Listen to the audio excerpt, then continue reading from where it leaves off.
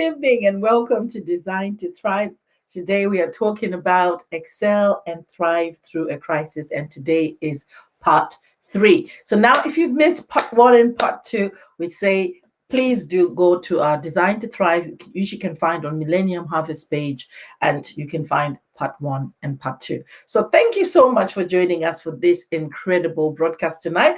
And like I said, we're talking about excel and thrive through a crisis. Why? Because we want to equip you so you can pivot and thrive in such an environment that we are living in today. So if you're new, we welcome you to our channel. Please like, subscribe, and share this broadcast. So like our page, Millennium Harvest on Facebook and Millennium Harvest on YouTube, M Harvest Church on Twitter. Please do like and subscribe, and now begin to share this broadcast and let other people know that we are on. And to our usual viewers, thank you so much for tuning in and for your continued support and partnership. Much appreciated. Now, I'm going to introduce myself briefly for those of you that do not know me. My name is Fungai Samushonga. I am the host and of Design to Thrive, founder of Design to Thrive. I am a certified professional coach. Hence, we have this platform where we are coaching and teaching people to navigate life, to soar through life, and to do and more and excel, to be more, to do more, and to excel in life. So I'm a certified international professional coach practitioner. I specialize in neuroscience, which and neuro-linguistic practitioner. I'm a timeline coaching practitioner. I also specialize in business, executive, leadership, mindset coaching, life coaching, and seven-figure success coaching. So that's where we take people to seven figures and beyond. So if you are any of those people, I'm the person for you. Now, like I told you my credentials, I'm a member of the Association for Professional Coaching, which is the APC International. I'm also a certified coach for the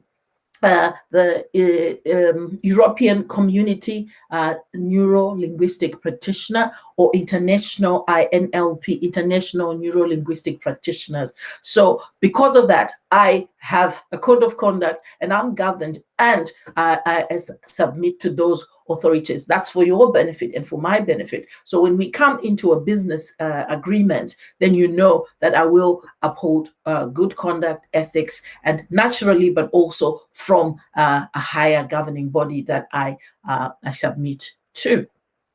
And alongside that, I'm also a pastor. I'm also a health practitioner, and great mom, a wife as well, and I love to cook. So now to access my services and coaching mentorship programs, which we have one coming up soon in April, which we are really super excited about. We are calling it Supercharge, and it's starting from April of 2021 till December of 2021. So it's like a 9-month program. Of the 9 months, you get group coaching, you get one-to-one coaching, you get cluster activities, and so there's a whole lot of things. So it's not just you coming into class, but you're coming into class. We are pouring golden nuggets, wisdom for you. But you can also do that as a group. And we also get to get coaching on your individual goals. So to invest in quality support, coaching, that's me coaching and facilitating you to get the results that you want. And for me to mentor you and show you the ropes, also to access that group, that tribe of impact-driven people and influencers with the same desire, hopes, and dreams. You can visit me at www.fungaisamshonga.com, and I believe it will be going across the screen. So welcome to Design to Thrive. And here, Design to Thrive, we believe that each and every one of us has the infinite ability to grow, to achieve, to aspire, and become. Why? Because that is exactly how God designed us to be, and which is why we called this Designed to Thrive. We are exactly designed to thrive. So our motto is to become that which we are designed to be, to thrive, that is to live in overflow, in abundance, and to thrive and to overflow. So as we are thriving, we are growing, we're excelling, and of course, overflow, which is the abundance. And so that's what we do. And here we are igniting purpose, a Design to Thrive. Our mandate, our main mission and purpose is to ignite purpose, to release potential, awaken passion and dreams, and impart destiny. So that's exactly our heartbeat. And I don't only stop at imparting destiny, but also to inspire possibilities, where we are transforming the ordinary person into a leader and leaders into change agents. And not just stopping there, but going beyond just practical tools, but where we are setting identity as opposed to setting goals. We can set goals, but many times we set goals, but what happens is, because we've not changed the mindset, we've not shifted the identity into that new person or that new desired thing that we want to be, then we fall short of our goals. So now we want to set identity and not just goals. That's why we're here at Design to Thrive, where we have that new perspective and understanding on what it means to walk into destiny, to live purposefully, to thrive in every dimension of your life, not just in your career or in your finances, but in your relationships, in your well-being, in your health, and everything else. So we are going beyond certain things, such as failure, complacency, fear, stagnation, and all things contrary to our destiny. So we want to become what we are purposed to be. So become that person we're designed to be, where we are embracing everything that God and God's word and promises has prepared for us. So this is the time to advance. This is the time to pivot and thrive. This is the advance. This is the time to get to the next level. So just tell yourself, I gotta invest in myself, right? And now I'm here for you, and we're offering you this for free, but we have our suited programs for individuals, for businesses, for leaders, for executives, for anybody who wants to shift and transform their mindset, for those that are scaling to get to 7 figures, that's a millions, and and beyond. So this is why we are telling you all of this, and we are offering you all of this. So we are coming to our topic today, excelling through crisis. I say this is part 3. Now, the question that we asked as we started this series was, is your vision of becoming stronger during a crisis just an empty hope? And our solution is to give you a game plan so you can execute on that question. So it's not whether we would survive the crisis, but rather, how then do we excel? How then do I navigate this crisis? How then do I thrive and become stronger coming out of this? And I always say the linchpin is not to operate in a crisis mode, but rather to implement meaningful steps, a meaningful game plan, meaningful strategies that challenge preconceived ideas and notions, so we can step outside of our box. I don't like to use the word box, but those limited lines or governing rules and things that are surrounding us, step outside of that, step outside of the comfort zone, those boundaries, so we can pivot and thrive. So as we are doing so, we also minimize any negative impact or disruption to ourselves. And that doesn't mean that we've not gone through a storm or a difficulty or a crisis. We have, but we've actually managed to harness all that power by you putting the meaningful steps, the game plan, and the strategies, and changing our mindset, so we can step out and pivot, and then we begin to thrive. So we talked about, in part 1, we talked about what crisis does, and that it says crisis comes, it's not a permanent situation, it's a temporary situation. So we defined what a crisis is. It's something that we have no control over. So there are certain things that happens when we have crisis. So it challenges our tradition, it challenges how we do things. Sometimes it brings insecurities and fear. But we are saying we are going beyond fear, we are going beyond complacency, we are going beyond the stagnation that the crisis brings, but we are excelling, we are growing, because we are implementing the game plan, the strategies, and going beyond those preconceived notions. Okay. So we talked about we defined what crisis was, and then I told you that we've got the seven things that we're talking about. So we defined what crisis was, and we said number 1 was to expect change. So we stay ahead of the seasons.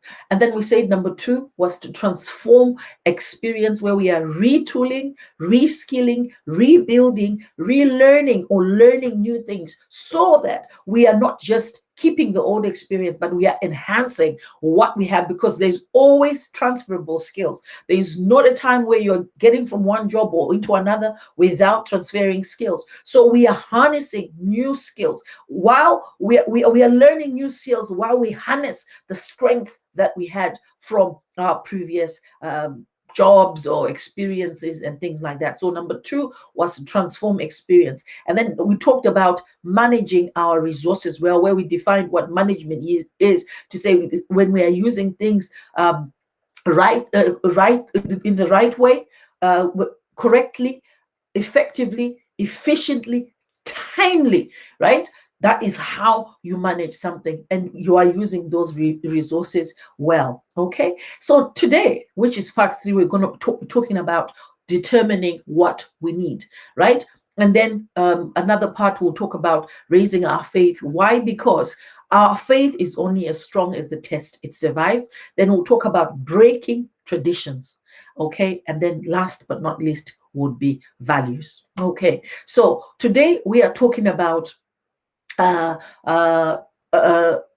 today we're talking about managing resources.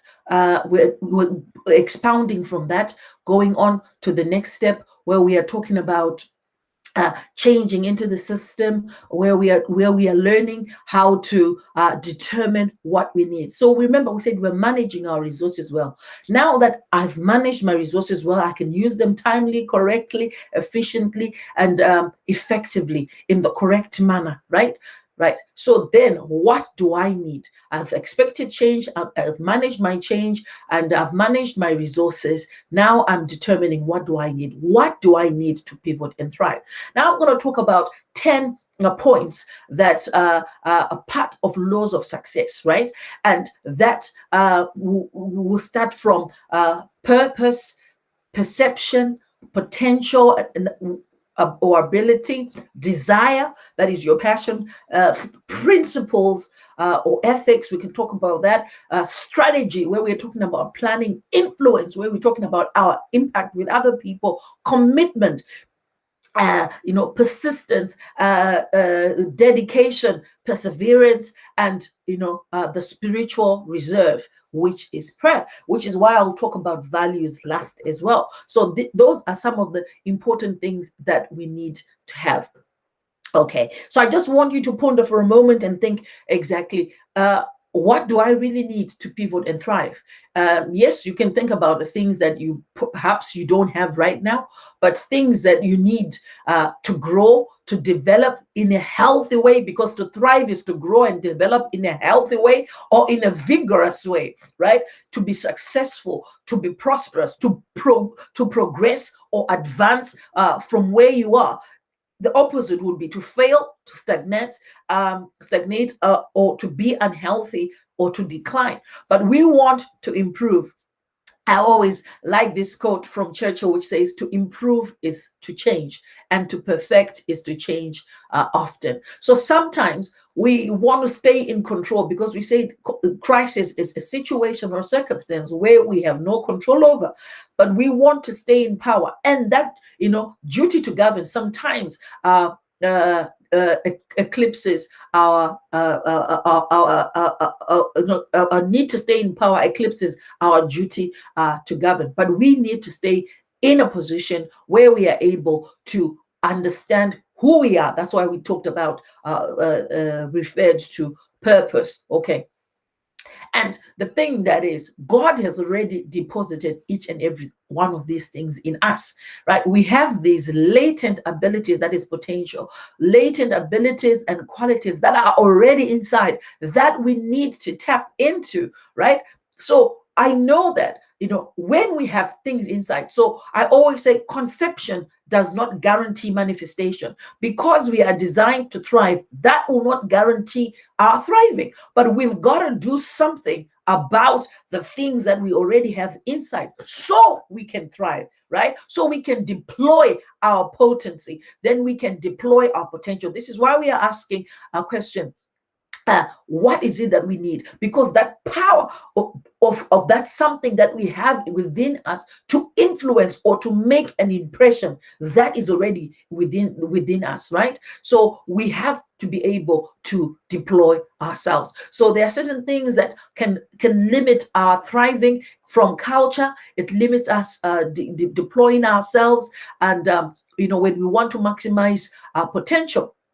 Right, so we've got to understand our purpose. That's why we're going to start talking about purpose. So when I always say, when purpose is known, success is inevitable. It's a given, because you know why, you know the reason, or the reason of being or for being. Then you're going to act it out, you're going to live it out. So it means that our character grows. There is no limitation. We are ready for transition. We are ready for a shift, a paradigm shift. We are expected. So in our attitude, in our belief, in our confidence, right? I'm not going to dwell on that, because when we talk about values, we are going to talk about that. But that is what some of the key things that we need: the attitude, the belief system, and the confidence, so we can produce the results that we are desiring. So we develop an unconquerable mindset, an invincible mindset, a soaring mindset, a thriving mindset, right? So those are some of the things that we need. Now, going on to the 10 things I talked about earlier on. So we're going to talk about destiny and purpose. Now, we know that Design to Thrive is built on Genesis 1:26, where the Lord said, let us make man in our image and let him have dominion, right, over the birds of the air, the animals that are walking on the land, every creeping and crawling creature, everything that is in the sea was given to man to rule over and to have dominion. We define that as to rule, to govern, to lead, to master, to manage, to have sovereign authority. So now that is our purpose. We are designed to rule. We are designed to govern. We are designed to lead. We are designed to master. We are designed to manage. We are designed to have sovereign authority. So that means that purpose that we have already, if we tap into it, it then shows us our potential. It determines our potential. So purpose, we've got to understand purpose. Okay, so I'm not going to go in depth with purpose, because I've already done a video on power of purpose. If you missed that, go to Millennium Harvest on Facebook and YouTube and scroll, and you'll find the videos, power of purpose, right? I've done a full video on that. So I'm just giving you the 10 things that you really need. So I said, determine what you need. So first and foremost, purpose. Now, we always say purpose determines potential. So it's not just the purpose of the business that you want to do, or of the career that you want to have, or the life that you want to have. It's your spiritual purpose. Everything stems from the spiritual purpose. If I was to do a diagram, I'll put a big circle, right? That is the spiritual purpose. And next to the spiritual purpose, the next layer of that circle would be the life purpose. That's where we are talking, I want to be so and so, I want to do this. Now, people confuse that career and other things that we do as purpose. No, the spiritual purpose, the bigger dimension, Genesis 1:26. Now you go and read that in Mark. That is your purpose, right? And then there is the life purpose, where you are going to put your goals, or you're going to put your pick collage about your goals, about the life that you want to dream. You want to have, the yachts, all the nice big houses, the whatever, for those that are doing their pick collage. And that is your life vision. But your life vision stems from your spiritual vision. Now, if you've got no connection to your purpose, right, your life vision can frustrate you. Your life vision can mislead you, right? So it has to be connected to a higher power, which is your spiritual purpose. Then there is the life purpose. Then from the life purpose comes all other things, business, right? Career, everything else comes as a third layer, but it's all birthed from the spirit. Okay, the spiritual vision, then the life vision. Okay, then the other business, career, and all the other activities that we might do. So it means that the business has to be spirit led. It has to stem from the spiritual vision. Now, if it is not, because that's another side of things I will talk about another day. If it is opportunity led or not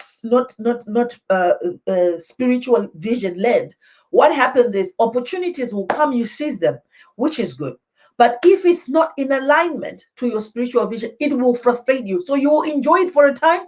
Then after that, you find that, I'm not getting any satisfaction from it because it's not in alignment with your spiritual vision. So whatever then we do later on must always be in alignment, must always be connected, or we must stop and think, actually, I've seized this opportunity and I'm running along with it.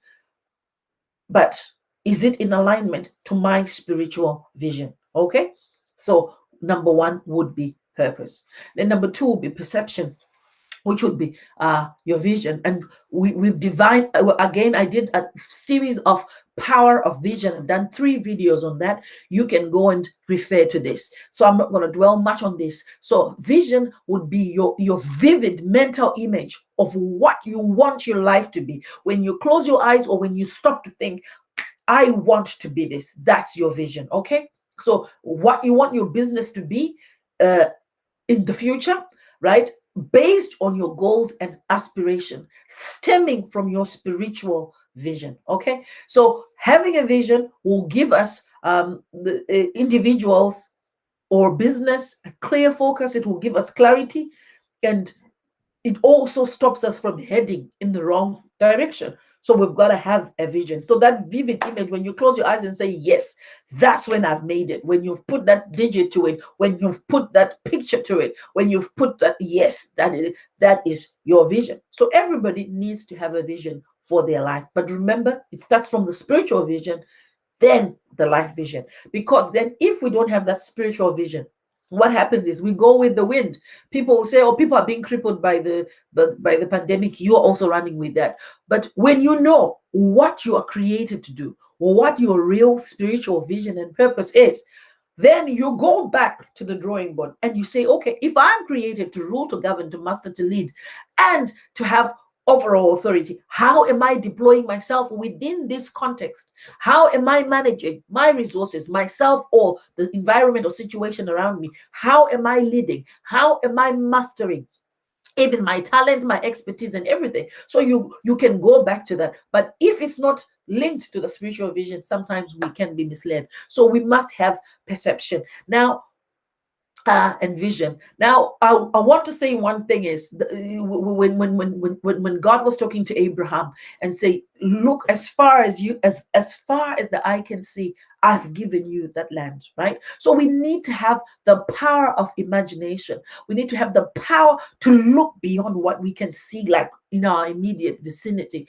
We have to look beyond, because the Bible says, as far as you can see, as far as the eye can see, if you can perceive it, you can achieve it. So the power of perception, I've done another video on that. So there is power of that. Okay, so we've got to concentrate on the goal. So you need to have harness and look beyond. Look into the future, go into your spiritual vision and dream. If this is what the Lord has designed me to be, then using this, not using your definition or what others say of you, but the definition that God has defined you as, then you look from that and look beyond and then run with that, because that's exactly how God has made you. But situations and circumstances speak to us sometimes contrary to that, because they speak to us from opportunity or from circumstance or from different angles. Yes, we can listen to that because it's very good to understand what's happening around us, but we must go back and say, but if this is how I'm designed to be, then how then can I use this in this crisis? When he said I'm created to rule and govern, how am I governing within this crisis? Or how can I govern? Or how can I deploy that latent potential that is within me so I can rule, govern, master, lead, and have overall or sovereign authority. Okay, so we must have perspective, we must have vision. We must concentrate on the goals. So with the vision comes the goals. The goals are the like steps on the ladder that takes us to the main thing. So we must be able to focus on the goal, concentrate on the goal, right? And I always say this sometimes, that rational and critical thinking, we need to look and say, is this now critical thinking, is this now rational thinking? We need to be able to step in, into one shoe and the other as well, because it helps us to look in a fuller context. Why? Because the heart can choke the mind when all its blood flows back into itself. So we must be able to look at that. Okay, so if we are concentrating on the goal, we are putting our focus on the goal, because when we put your focus, because where we put our focus is where we get our results. Now, I'm talking about results. I'm not going to go deep into results, but I'm telling you this: where you put your focus, even the Bible says this. It says where your treasure is, that's where your heart is, isn't it?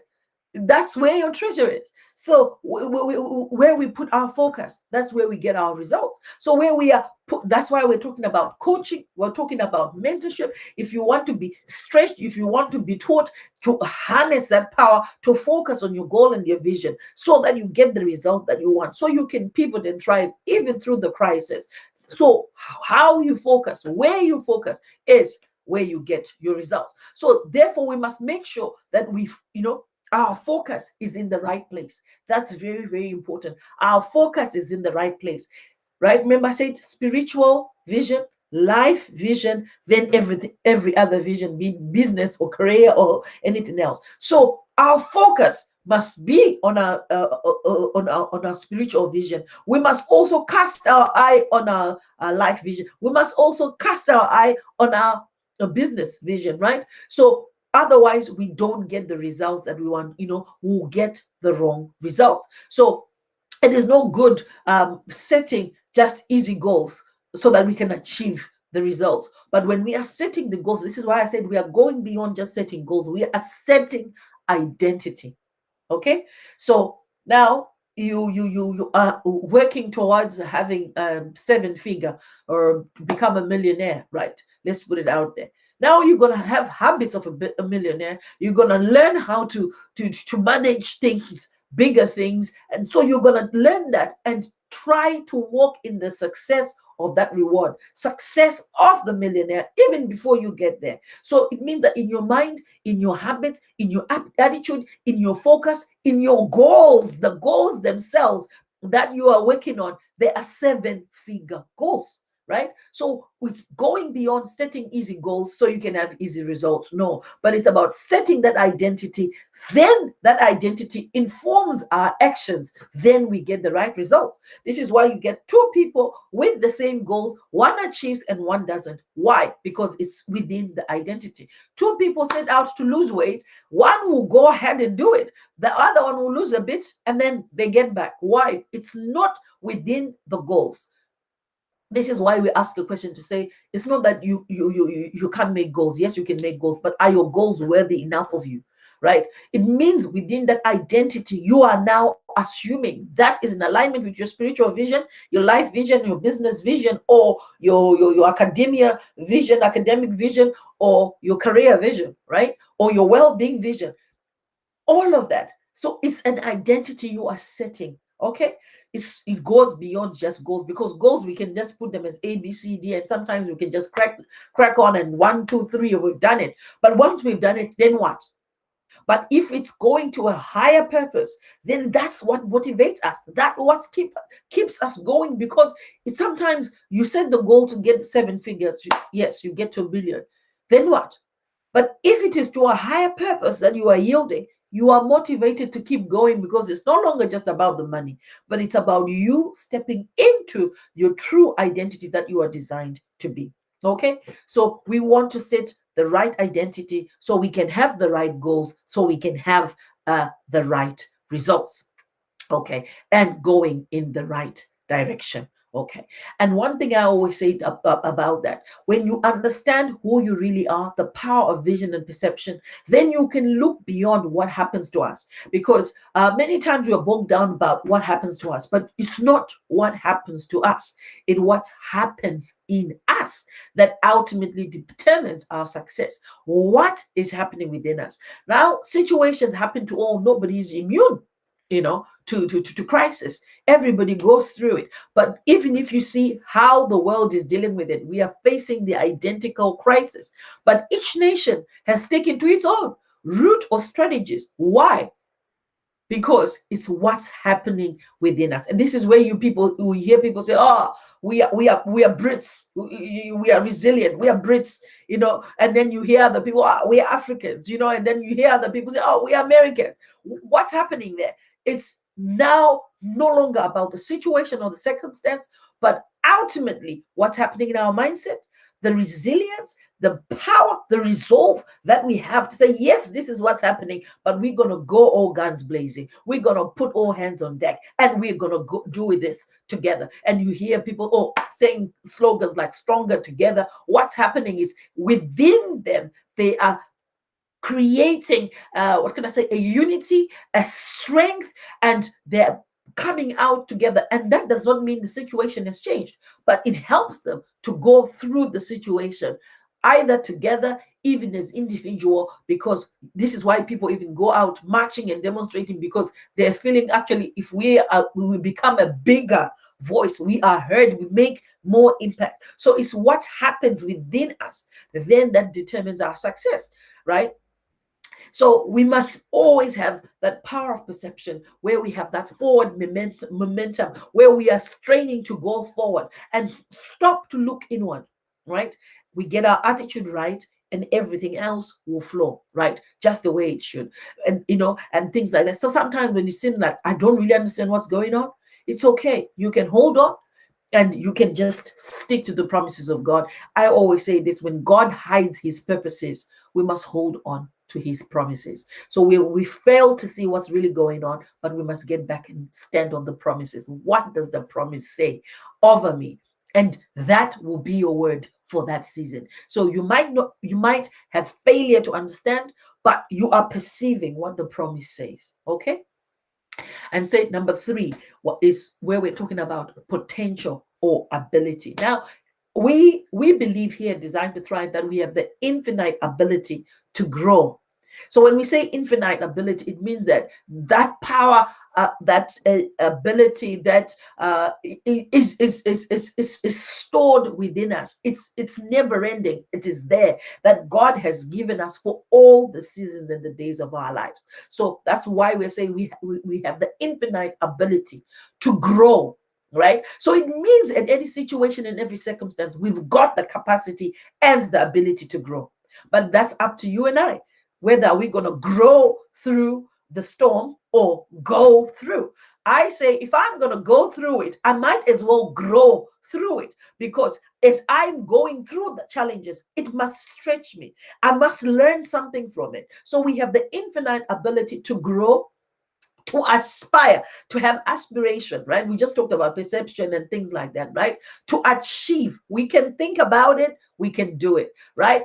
To become that which we've just been designed to be. So now I've already said purpose determines our ability. Now, potential, that inbuilt ability, that latent ability and qualities that each and every one of us has, that we can pull through. So we need to look at that. So we looked at purpose, we looked at perspective. Now we're talking about potential. And number 4, we'll talk about the passion. Now, this is where other people miss it. They've got all the other elements, but the passion, I'm telling you, is got to be a burning passion, that hunger, that yearning. You really got to want. I always tell my son, you've got to want this for yourself. When I tell him, you know what, you're doing well in school, but if you are doing good grades for mom, that's not good enough. You've got to want this for yourself. Right? You're not going to have that desire because you want to please somebody else. It's got to be something that comes from within you, that burns within you. And that helps you to keep you motivated, to keep you going. Doesn't matter what else. When I talked about the power of purpose and the man of purpose, I said the man of purpose is not beguiled into surrender by situations or circumstances or waiting for people's approbation, but because he's got a strong resolve, he's got a strong passion and desire for what he is doing. He is not cornered into surrender. He keeps going. Okay, so we've got to have passion. So I said we're talking about determining what we need today. We've got to find, where is my passion? What is it that comes to me naturally? What is it that I really love to do? Harness on that, work on that. You already have something on it, because if you've got a passion for it, then you must be able to do it and work with that. So you find that those are certain things that come easy to you. Yes, there are certain things that we learn and say, oh, actually, it didn't naturally come, but I've had to learn it over time, So we've got to find our desire and our passion, that hunger, that yearning, and things like that. So now I said earlier on, we've got an option regarding this season of our lives. We can either sit back or let life happen, but we have the power to not just let life happen, but to do something, to find solution. So we've got to have that hunger, that yearning from within us to do something about a situation. Okay, so number 5, we'll talk about the principles, ethics, morals. This is again another key thing that we need. When you are putting your things together and you want to pivot and thrive, you've got to go back to the basics. What are my values? What are my morals? What are my ethics? What do people say about my values and ethics? Now, there is no shortcut to success. I say this time and time again. Where there is a shortcut, it means you're going to fall short somewhere. So you might find that, oh, yes, I've cracked it and I've done it, and you're just going. But you will find a stumbling block. Even within growth within a business, you grow too quick, you will fall. Why? Because you haven't structured and put things in place. This is why this is another one that I will teach on, about growth versus scaling. Now, growth is sometimes it's concentrated about figures, numbers, whatever I got. But when you are scaling, you are going into strategies, you are planning carefully that at this period, yes, you are growing, but you are scaling it up from one level to another. That will be another discussion for another time. So now, when we're talking about ethics and morals and principles, now we are talking about the laws, right? The laws of the land, the laws of the spirit, the laws of the heart, the laws of the mind, right? Because what we do is governed by the subconscious mind. The subconscious mind controls 95% of our actions, and 5% comes from strategies. But it has to be a good combination. So the laws, the principles, right? Mastery is one of them. Whatever you're going to set your mind to do it to the best that you can, right? The best of you, the best of your craft, the best of everything. I'm not saying everybody must be a genius, but there's got to be something that you're good at, right? And it could be just cooking. And you're going to be, that person that everybody says, oh, who's cooked today? Oh, it's Rufaro. Oh my goodness, I can't wait to dig in, because you've done it to the best that you can. So if you're going to be a footballer, kick that ball the best that you can. If you're going to be a scholar, if you're going to be in business, do the best. So mastery. I've talked, and in February, I taught on mastery. There's a video on mastery where we are getting the highest skill or expertise on a subject. So mastery, whatever it is, whether you're a stay-at-home mom, whether you're a career woman or a man, you need to master your craft. Okay, work ethics. Now, we have to have a good work ethic. Hard work. I always say hard work beats talent when talent is not fully utilized. Someone who have a natural talent that they've got, but because they are not working hard, they're not applying themselves, they're not excelling. And then somebody who it doesn't come naturally, but they've got a desire and a passion, they begin to work hard, they begin to excel. So work ethic, excellence, right? Values, belief system, attitude and character. I talked about it earlier on, to say our attitude, our confidence, our belief, those are certain things that we need to have in place. So we've got to find, what do I need to thrive? I've got to check my belief system. I've got to check my character. I've got to check my confidence. I've got to check if I'm a principled person. I've got to check my values. I've got to check my work ethic. Am I able to wake up in the morning, apply myself, affirm what I'm doing, and carry on doing regardless of what's happening? And if I stumble and fall, I learn from that and get up and continue doing. And mastery, am I getting or applying myself the best way, or am I getting the best knowledge I need on this topic or on this chosen life pathway? Okay, so we've got to, that's why we look at excellence. Now, excellence is not an act that we do one day. It's not a destination either, but it is a journey. It means it's a continual act, right? So that's excellent. And I always say this: how you do anything is how you do everything. You're going to take shortcut studying, that's how you're going to do everything else, because you find that that ethic will come and apply to everything else that you do. This is why we see these principles even from the Word of God. You are entrusted with little, but the more you are faithful with that little, the more you can be entrusted with more. It's a principle, right? So if you are excellent at everything that you do, and I'm saying that you're going to get everything right, but I'm saying is you are doing it as unto the Lord. You are doing it with all your heart, with no shortcut, with determination, and you're going for it. Now, that's how you apply to everything else. So it will come to getting kids ready, you are doing a good job. You'll come to cooking, you are doing a good job. Why? Because excellence is your motto. Excellence is your lifestyle, right? Now, and when I say this, I always say this: if excellence is your mantra or is your way of life, then even cleaning the floor will be an art. It will be a work of art where you are putting skill, heart, and soul in it. Now, so if we want to be the best, we've got to be the best at what we do, right? We've got to be the best at what we do, the very best at what we do.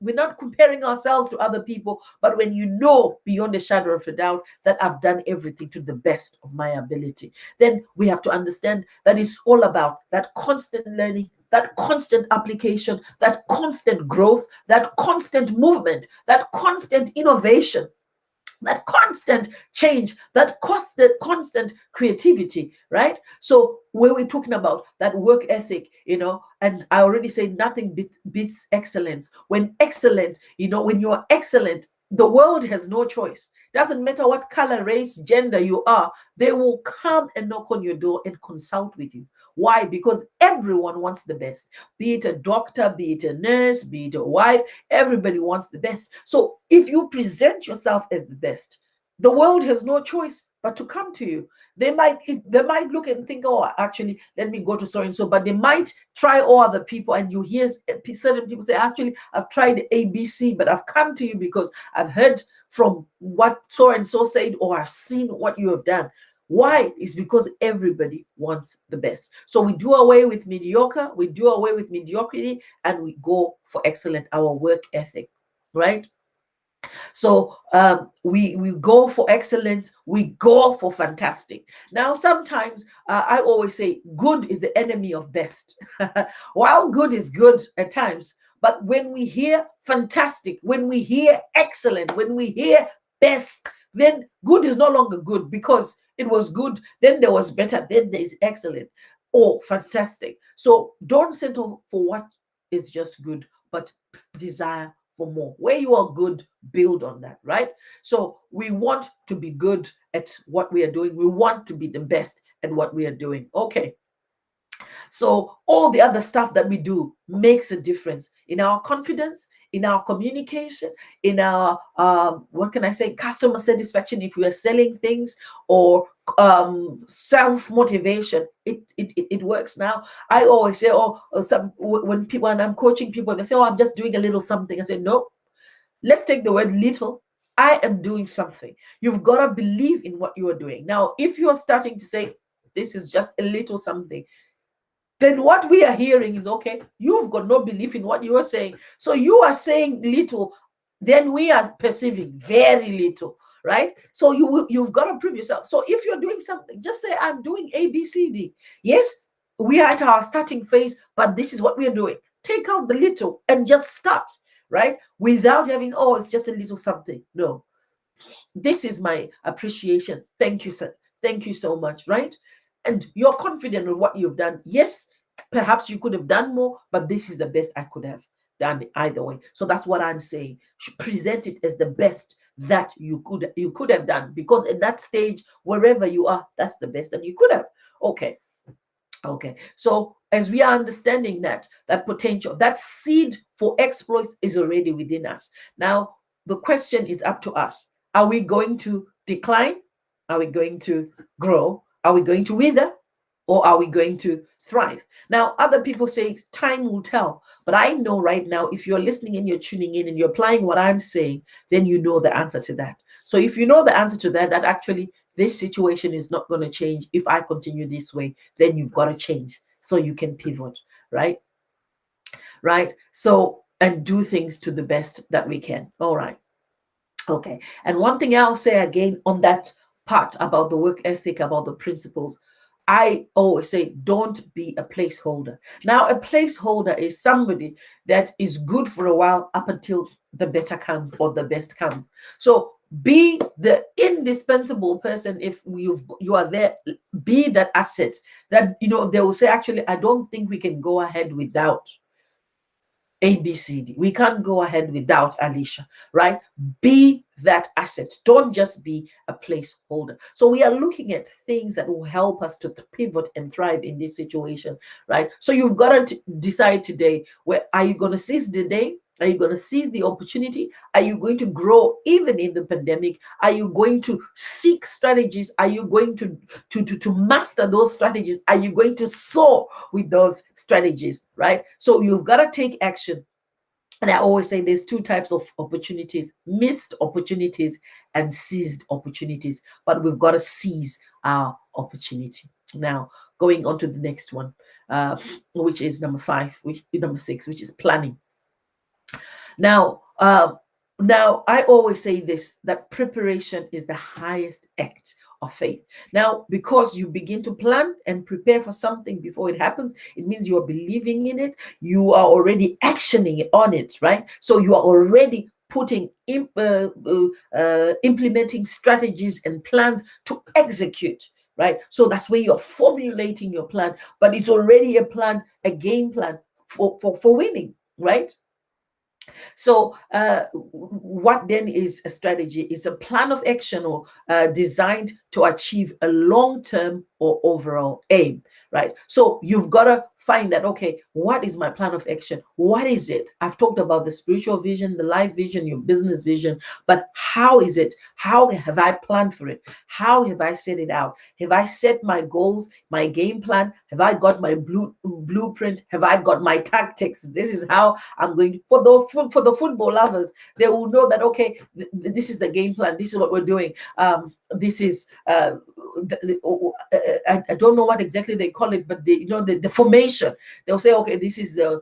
I'm just going to give it different names. I apologize to football lovers. They can say, oh, this is the 5-4-2, whatever, the strategy or formulation. This is how they are playing it, and so is going to be positioned there. And you hear the people talking about all these different formations before a game or after a game, or they are planning for a game, and they say, okay, Man U always loves this formation, or and they're looking who's on the lineup, or what can we do, how can we best meet this challenge. So you've got to do the same even in our own lives, right? So we've got to have a game plan, we've got to have a blueprint, we've got to have those tactics. Those are our strategies. And I always say this life demands bold, persistent experimentation, right? So it means that it's continual change and continual application of different strategy, bold, persistent experimentation or strategies. And we do so through preparation. That's where we come to the board and have the vision board, and we're beginning to prepare for the outcome, right? So when we are believing something, we prove it by preparing it. So we've got to have that. Now, number 7 is we're going to talk about influence, right? So this is our relationship and interaction with other people, with other beings. So our ability to interact, our ability to manage other people, our ability to persuade other people, our ability to instill the values, be it for the company, be it for your organization, be it your personal values, right? And influence others to follow suit. So if we are here to have dominion, that is to govern, to lead, to master, to manage, and have authority, it means that we must be able to lead other people. We must be able to manage other teams or other people. So that influence then comes, how then do I become an influential leader? That's another video I'm going to do about influential me, right? Interacting with people. How do I communicate with people? How do I hear? How are my filters? When somebody comes to me and says A, B, C, D, what am I hearing? Am I hearing what they're saying, or am I hearing my preconceived notions? So we've got to stop and check our filters and find out and hear what people are saying and be able to respond, right? Sometimes they'll come and say, okay, something or ABCD, and then you think, actually, I don't have an answer. It's okay to say, actually, right now I haven't got a response, but I'll come back to you tomorrow. You go, you think about it from their perspective, from your perspective, from a third person's perspective, and you are looking at all these different views. And you can even go into the theory that's written. How do I deal with this? Then when you give your response, you are giving a well formulated and informed response. So our ability to manage other people or manage the resources that we have, it's not always about manage other people, but it's always about managing. Sometimes you can give people money, £1,000, £1,000, and I know who's going to spend their money first if it's amongst my children. Okay, I know definitely who's going to buy what and what they're going to spend it on, right? Some will buy meaningful gadgets, and some will buy lots and lots and lots of what can I say?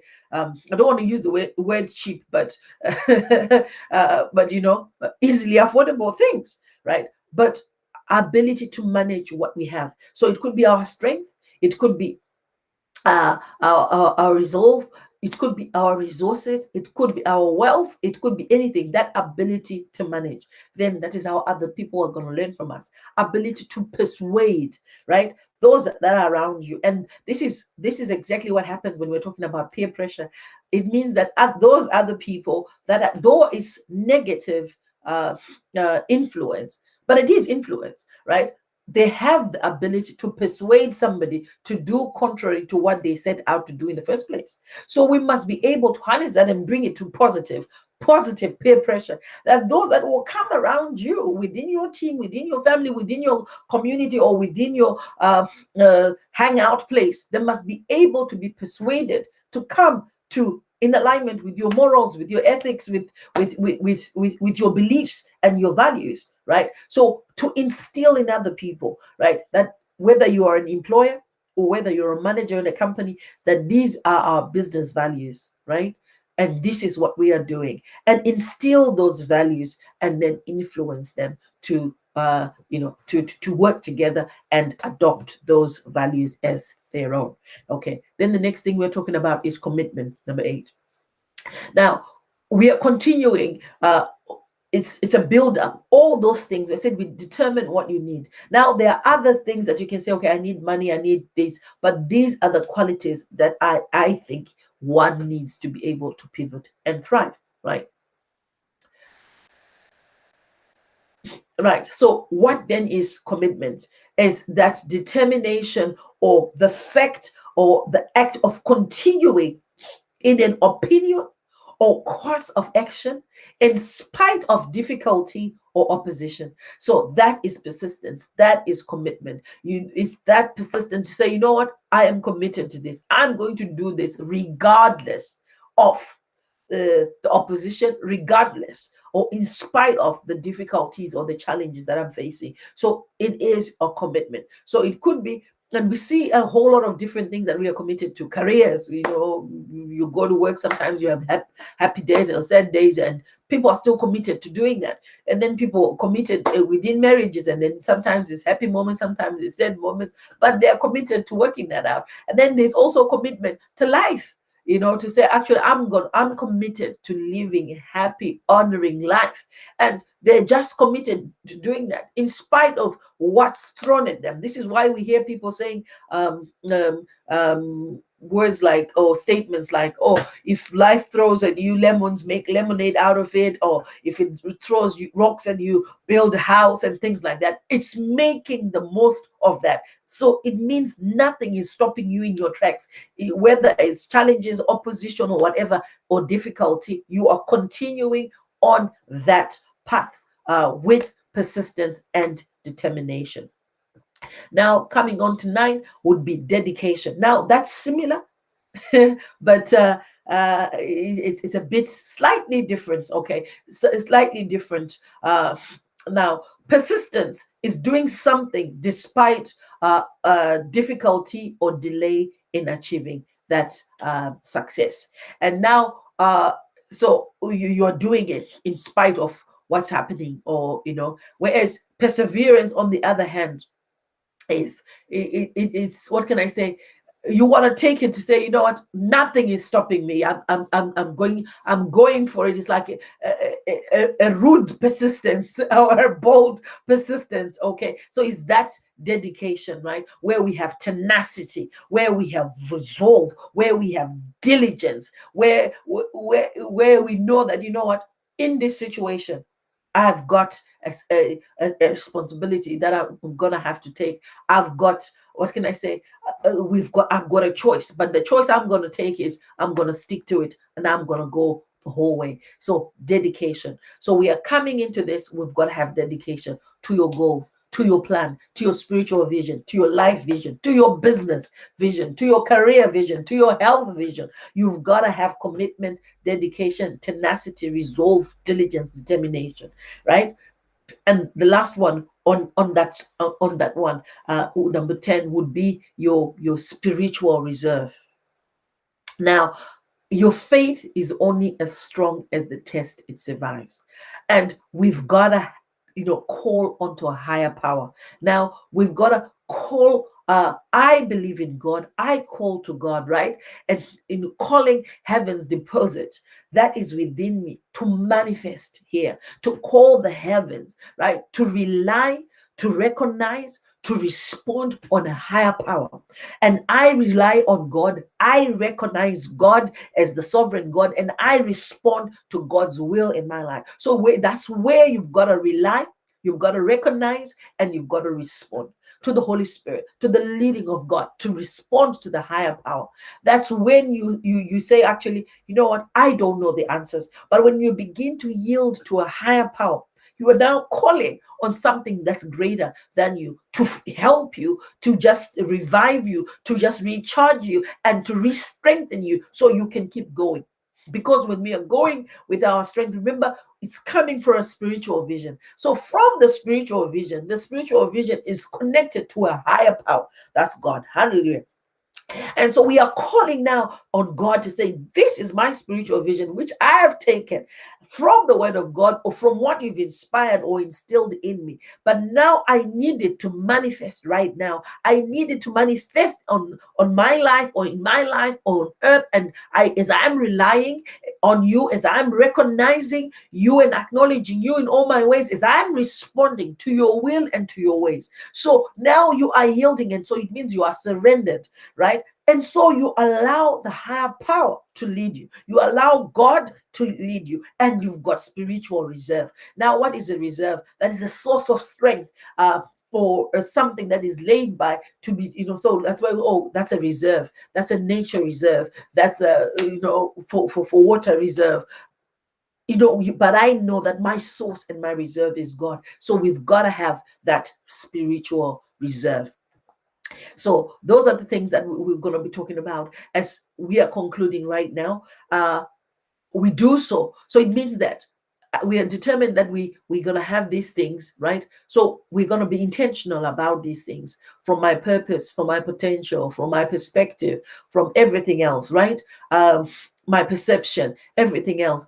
We're going to have to be intentional. So you write those things that you really need, and we're going to have to be intentional about it. And to be intentional means to do things in a way that is planned, or structured or intended. Therefore, when we plan purposefully, we are maximizing our potential of the best outcome. So when we structure our day, where we create a new normal, even in the midst of this abnormal, it's become a new normal. And it will involve personal development, exercising our spiritual muscle, exercising our physical body, exercising our faith, exercising our soul, our spirit. So we emerge victorious. So it's not a one trick pony, or it's a one way thing, but it means in all the facets of our life, from the spiritual to the physical to the financial to the soul, body, spirit, other relationships, we need to be intentional,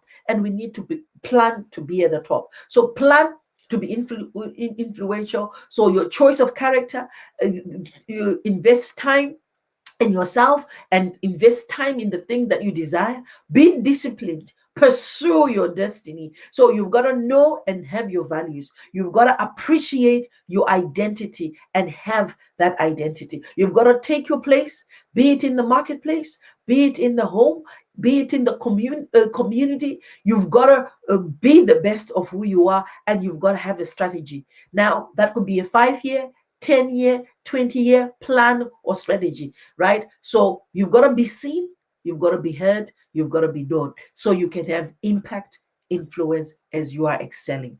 Now, I'm going to stop right there and just make you reflect on the things that you really need. But like I said, as I'm concluding, plan to be at the top, be intentional, have that spiritual reserve, have that dedication, have that commitment, have that influence, have that strategy and plan, right? Seize the day as you're going.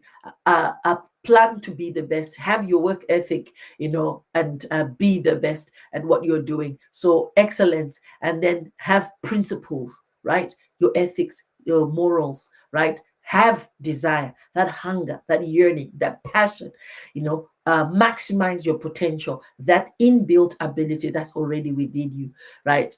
And we talked about perspective and power of perception and vision. That was our number 2. And we talked about purpose. So we are talking about the things that we really need. These are some of the qualities that will help us to pivot and thrive as we excel and thrive through a crisis. Remember, we asked the question, is your hope of excelling through a crisis only becoming a hopeless, a hope, or unreachable hope?